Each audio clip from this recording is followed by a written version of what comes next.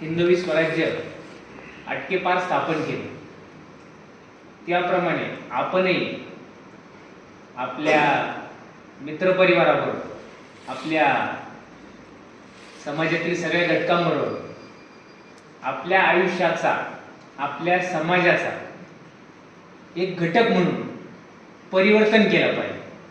आज आपण शिवजयंती या ठिकाणी साजरा करत आहोत. आज या ठिकाणी आपण हा किल्ला बांधलाय, अतिशय चांगल्या पद्धतीने किल्ला बांधलाय. त्या ठिकाणी त्या किल्ल्यावरती आपले छत्रपती शिवाजी महाराज आहेत. त्यांच्यावर जे काही मावळे म्हणजे जे काय आपण तुम्ही सगळेजण आहे,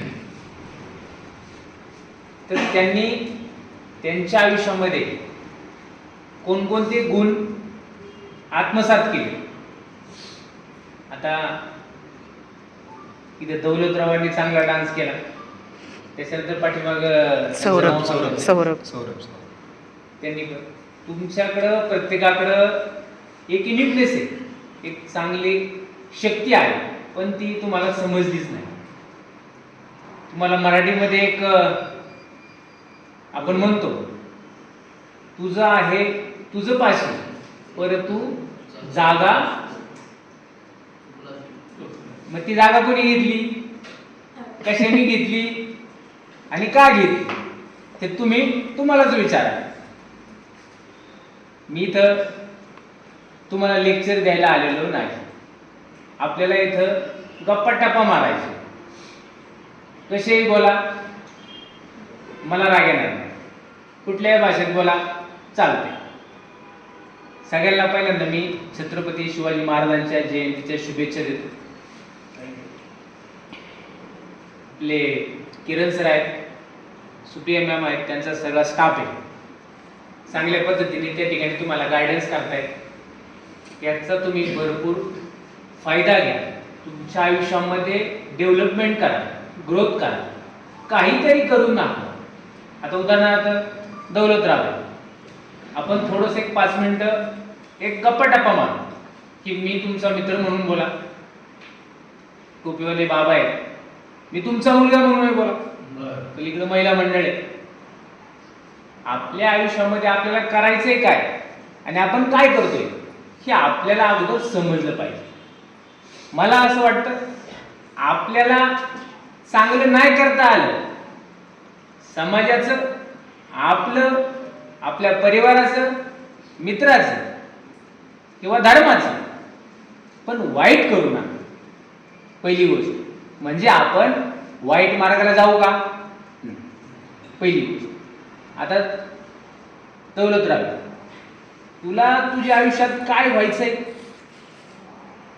किंवा काय व्हायचं होतं, बिनधास्त सांग. काय व्हायचं होतं? हा, बरोबर. मग का नाही झाला तुला? तू डान्सर का नाही झाला? हा, बरोबर. मग याच्यात चुकी कोणाची? आपलीची. पण आपण का चुकतो?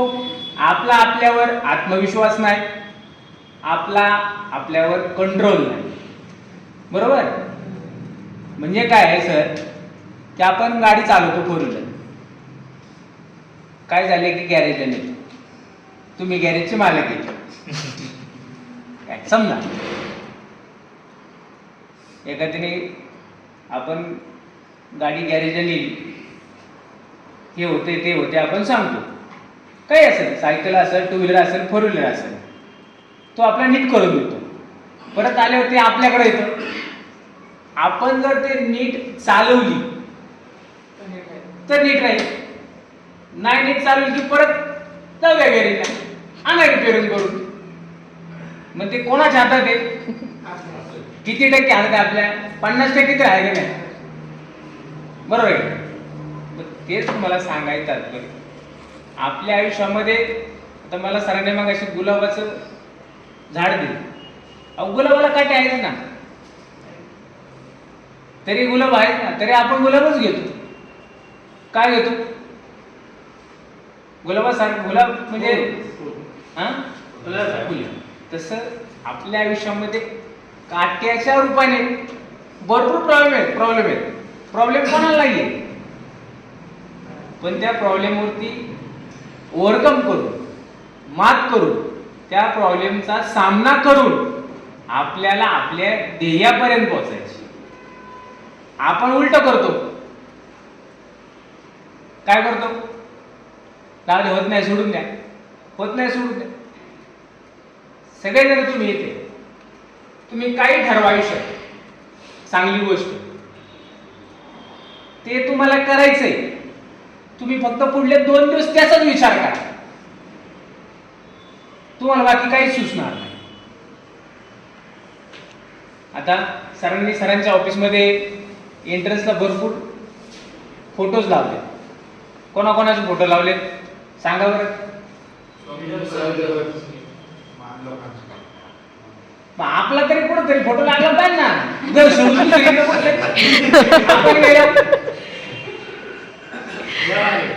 बरोबर आहे का नाही? आपण आपला कोणाचा फोटो लावतो? व आपले खापर पंजोबा जर्सी कुठं लावतो? आपल्या घरात. आपल्याच घरात असतो, दुसऱ्या कोणाच्या घरात असतो का? कुठेतरी मोठा बॅनर टाका ना पाठव. बरोबर आहे का? आता सावरकर आपले पाहुणे आहे का? मग तरी आपण त्याचा फोटो का लावू? कलाम साहेब आपले कोण आहे? कोणीच त्या घरी लाव का? त्यांचं कार्य चांगले, कार्य कर्म चांगले, त्यांनी आयुष्यात काहीतरी करून दाखवले. त्यांचा आपण 1% जरी आदर्श घेतला, सगळं जाऊन आपण छत्रपती शिवाजी महाराजांचा आदर्श घ्या. लहानपणापासूनच त्यांनी डायरेक्ट स्वराज्य स्थापन करायचं टार्गेट ठेवलं. चांगले विचार, चांगले आचार ठेवले तर त्यांना ते साध्य करता आलं. आपलं तसं नाही. एक दिवस काय दुसरी जाते बघू नाही. सूर्य उगवतोय आपण उठतोय, सूर्य जातोय आपण झोपतोय. बरोबर आहे. आपण काय म्हणतो? आपल्याला काय ओके, काय ओके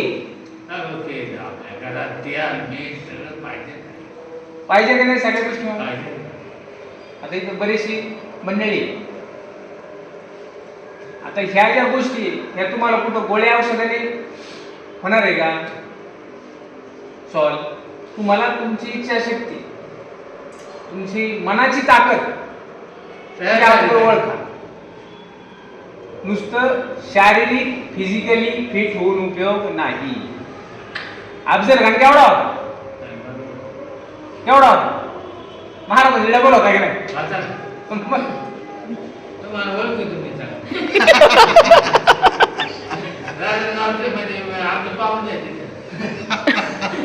ठीक आहे, चांगली गोष्ट आहे तुम्ही बोलता. आज आपल्या पंजोबांनी आपल्याला जी शिकवण दिली, वडिलांनी दिली, ती आपण पुढं दिली पाहिजे. पण कधी देऊ पुढं? आपण आचरणात आणली तर. आडातच नाही तर पोऱ्या देईल कुठून? कसं होईल तेच सांग. कोणते वडील म्हणतात बापाला तू दारू पे, तू काहीच काम नको करू?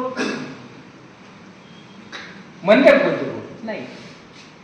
त्यामुळं आपण आपली संस्कृती, आपला इतिहास हेच पाहावं. मी आज एवढा मोठा झालो ना, मला 2 मुले, आज त्यांना स्टार्टरचं बटन माहित नाही. बर, कसलं मग आपण आपले संस्कार आपल्या पुढच्या पिढीमध्ये रुजवले, दिले तर पुढची पिढी घडणार आहे. ती त्यांची व्यवसाय करते म्हणजे त्यांना करायचं चुकीचं करतात. बर,